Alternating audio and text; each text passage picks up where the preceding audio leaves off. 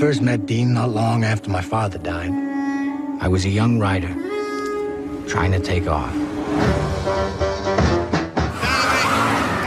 If Dean just raced in society.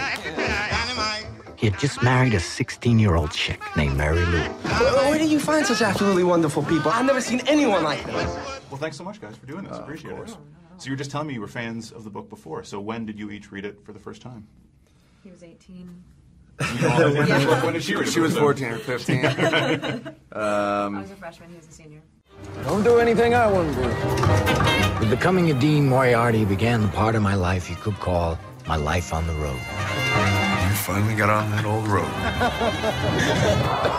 Well, I've heard that you said you liken yourself more to Sal as a person. We've been talking about it a bit today. I've never been the most extroverted person. Not that I'm an introvert, it's just that I'm definitely, you know, I think when I first read the book, I went, wow, okay, you need to do more of this. It was like, I need to find people in my life that push me like this. And I think playing Mary Lou was interesting for me because I find that the reason I like to do this is not because I like to transform myself or because I like to be different people. It's about finding things that are just buried and seeing if you could bring them out and learn from them and see if you want to like discard them or keep them. And I think that this was so a stretch for me. Everything that I've dealt with up until now pretty much has been more apparent to me. Like roles that I've taken have just been so instantly, I identify instantly with them. I identified instantly with the book, not with her necessarily. With her, it was like she was vivid and fun and crazy and wild, and I would want to be her friend. But so it was interesting to play the part and find out who the real person was behind the character, because you don't really know what's going on with her in her heart and her mind all the time in the book, and to know why she was the way she was really interesting and really necessary.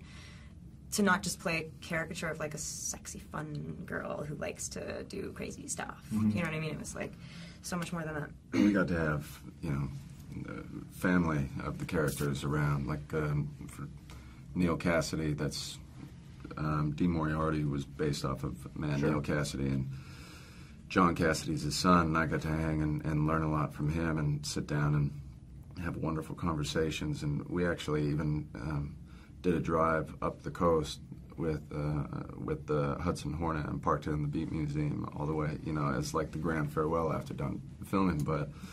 And she got to spend so much time with Luann's daughter, which was really amazing. It suddenly personalizes everything and makes it, we would have a huge responsibility to the characters that Kerouac wrote, of course, and to him and to everyone that loved them. But suddenly knowing the human beings behind it, knowing their families and everything, is just sort of gave you that extra drive and push, but then also kind of put you at ease as well, because you've got the sign off. It was like, okay, I'm with them. It's all coming from the right place. I'm not telling someone else's story for them. They're helping me do it. Do you know what I mean? Well, thanks so much, guys. I appreciate it. Well, after as usual, as I have done my whole life after the people that interested me.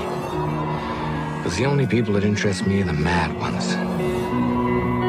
The ones who are mad to live, mad to talk, desirous of everything at the same time. The ones that never yawn or say a commonplace thing, but burn like Roman candles across the night.